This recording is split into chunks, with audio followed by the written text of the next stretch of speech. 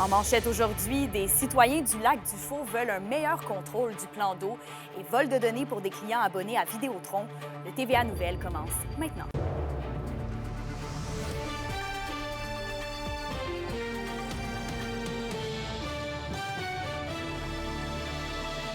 Bon jeudi, merci d'être à l'écoute du TVA Nouvelle.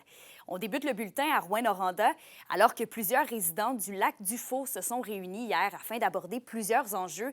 Et Alexandre, la qualité de vie et aussi la sécurité du secteur ont été au cœur des discussions. Absolument. C'était un rassemblement organisé par le Comité des riverains du lac du Faux. Achalandage, grabuge, bruit et même enjeux de circulation. Bref, les habitants du secteur parlent d'une perte de contrôle. Ce grand lac de la région, situé, je vous le rappelle, à quelques minutes seulement du centre-ville de Rouyn-Noranda. Et j'ai dit un des grands lacs et c'est certainement un des plus achalandés. Chaque été, il y a de nombreux journaliers qui s'y rendent. L'affaire est que l'emplacement de la descente à bateau de ces vacanciers pose problème aux résidents permanents du lac du Faux. Le Comité des résidents du lac du Faux a même, dans la dernière année, concocté un sondage pour sonder les intérêts et les priorités des riverains. On y révèle un appui marqué pour la délocalisation de la rampe de mise à l'eau, une volonté de l'installation d'un parc urbain et de sérieuses inquiétudes quant à la qualité de l'eau. Je vous laisse écouter la présidente du comité, Mme Bergeron. Qu'est-ce qu'on veut? On veut que les gens profitent du lac du Faux, mais intelligemment. Il faut le protéger, ce lac-là aussi. Que là, on s'est dit, il faudrait avoir une descente de bateau adéquate et une station de lavage permanente pour être capable d'avoir un certain contrôle dans tout ça. Parce que sinon, il va arriver encore du monde de partout. On est quand même les yeux du lac du Faux, qui est l'eau potable en passant. Hein? Il faut le protéger. Mais la ville de Rouyn-Noranda a d'ailleurs fait une annonce hier qui a ravi les citoyens présents. Oui, il faut croire que le cri du cœur a vraisemblablement été entendu. Rouyn-Noranda qui a dévoilé hier, par l'entremise du conseiller municipal de Noranda-Nord, Daniel Camden, qu'un plan directeur pour le lac du Faux s'en vient prochainement. Un plan directeur qui va venir encadrer, et ce pour les 50 prochaines années, tout ce qui a trait à la protection et à l'encadrement du plan d'eau. La Ville assure que le comité de citoyens du lac du Faux sera consulté dans la démarche. Idem pour plusieurs autres groupes. C'est un projet ambitieux. Je laisse Daniel Camden vous en dire davantage. C'est un plan qui va venir nous encadrer et dire qu'est-ce qu'on veut vraiment pour notre lac du Faux, pour notre source d'eau potable et pour ce petit joyau-là. Comment est-ce qu'on peut s'assurer qu'il va périner dans le temps et qu'on va s'assurer de maintenir la qualité des services, la qualité de vie des citoyens autour.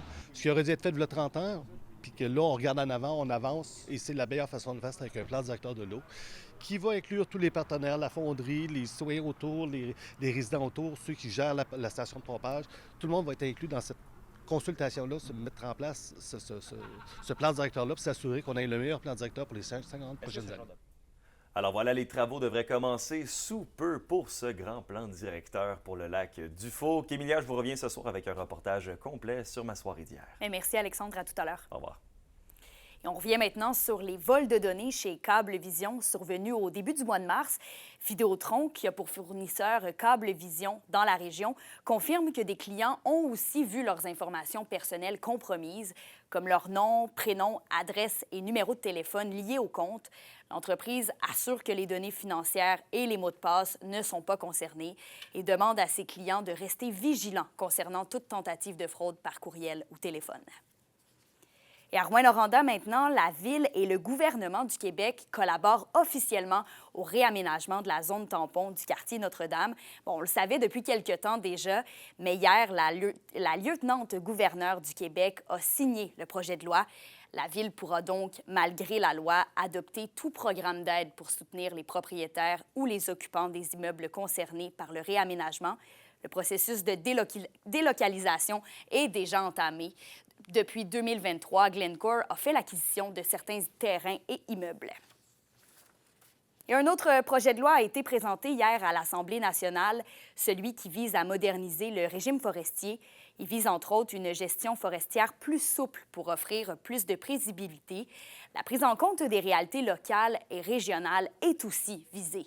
Le gouvernement s'engage aussi à élaborer une politique de consultation avec les communautés autochtones en matière d'aménagement durable des forêts. Les réflexions découlent d'une vaste démarche de consultation sur l'avenir des forêts qui avait été menée l'an dernier, dont ici, dans la région. Et ensuite, dans le contexte électoral, l'enjeu de l'accès à l'avortement refait surface. Une membre du Centre Entre Femmes à Rouyn-Noranda, Sylvie Nicole, clame que les politiciens devraient se mêler de leurs affaires.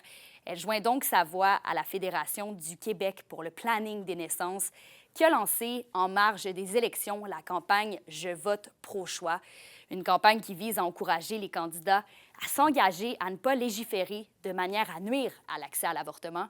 Et selon Sylvie Nicole, l'avortement est un droit que les femmes ne devraient pas avoir à constamment défendre. Présentement, c'est reconnu comme un droit de santé. À partir du moment où on ne reconnaît plus que c'est la santé des femmes qui est en jeu, bien là, on va jouer sur le nombre de semaines, le nombre de trucs. Et puis, ça enlève toute la perspective que bien, mon choix, c'est le bon choix, parce que c'est moi qui est l'experte de ma vie. Et ça demeure comme central, de reconnaître le libre choix des femmes. Et en cette semaine nationale du don d'organes, la Fondation du Rhin annonce les marches prévues en région qui visent à financer la recherche, mais aussi à sensibiliser la population sur l'importance du don d'organes. Les détails avec Félix Blaquière. Avec ces marches prévues à La Sarre, Rouyn-Noranda et Val-d'Or à l'automne prochain, la Fondation du Rhin vise à amasser 60 000 $ dans la région. C'est pour pouvoir soutenir la recherche, parce que c'est vraiment important qu'un jour, on puisse trouver une solution définitive au problème des maladies des reins. Et aussi pour soutenir les patients, parce que la maladie amène un fardeau. Donc, nous sommes là pour appuyer les patients. L'organisme profite de la Semaine nationale du don d'organes pour en rappeler l'importance. La Fondation affirme que le don d'un rein peut grandement améliorer la qualité de vie de quelqu'un aux prises avec une insuffisance rénale. On sait que le don d'organes, ça nécessite l'engagement des familles et des gens concernés. Donc, on veut sensibiliser l'ensemble de la population à cette réalité-là, à signer nos cartes et à viser notre famille du choix qu'on fait. Un don d'organes peut sauver jusqu'à 20 vies, rappelle la Fondation, en donnant, oui, les organes, mais aussi les tissus.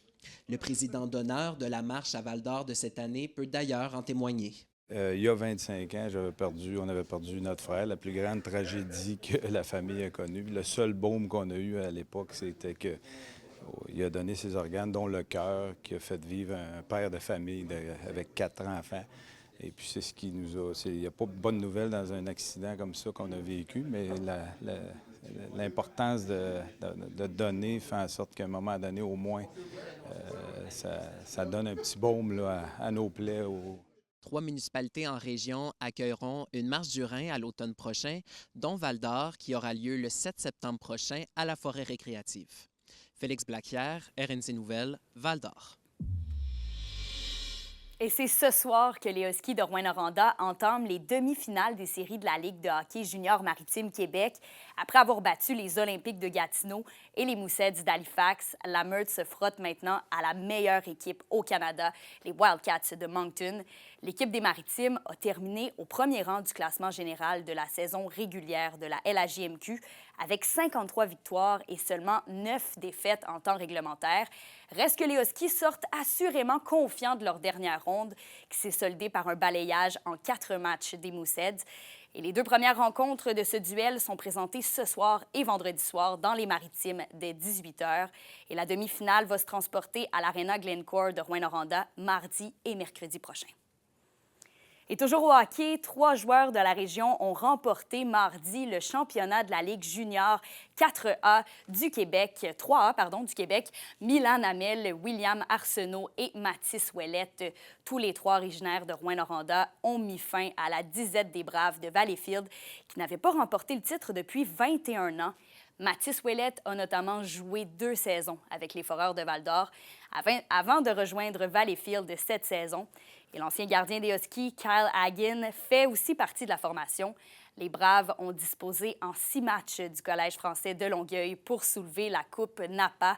Ils participeront maintenant au championnat canadien qui aura lieu à Calgary dans 2 semaines. Le mot d'ordre, c'était vraiment de gagner. Je pense que en arrivant, en venant jouer avec les Braves, c'était vraiment la victoire ou rien. Puis la saison, côté personnel, a bien été, mais côté collectif, ça a été une saison incroyable. Je pense que le premier rang, en plus des séries, je pense que c'est juste la série sur le Sunday, il reste le championnat canadien, mais juste d'aller chercher ce championnat-là, je pense que ça faisait au-dessus de 20 ans qu'il n'avait pas gagné là, le championnat à Valleyfield. Là. Fait que juste de donner ça aux fans aussi, je pense, c'est quelque chose de remarquable, puis c'est quelque chose qu'on va se rappeler toute notre vie aussi. Là. La question du jour TVA, une présentation de Mobilier Bélan qui vous offre depuis plus de 50 ans un service de qualité et un grand choix de matelas mobilier électro au prix compétitif que vous recherchez. À la question du jour, on vous demande, écoutez-vous les séries éliminatoires des Canadiens de Montréal? Pour voter et commenter, rendez-vous au tvaabitibi.ca.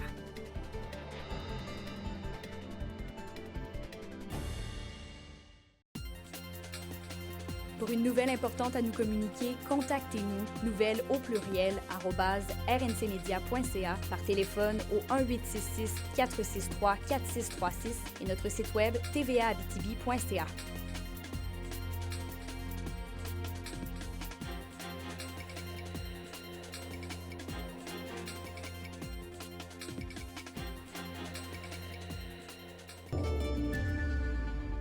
Ce sera une journée sous les nuages aujourd'hui à la météo.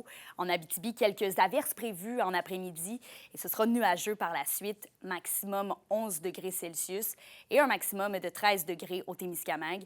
Et ce sera toujours nuageux ce soir et cette nuit partout en région, minimum -3 du côté de l'Abitibi et de 0 au Témiscamingue. Donc voilà, ça complète le bulletin en ce jeudi. On se retrouve plus tard pour le TVA à 18h. Très belle journée à vous.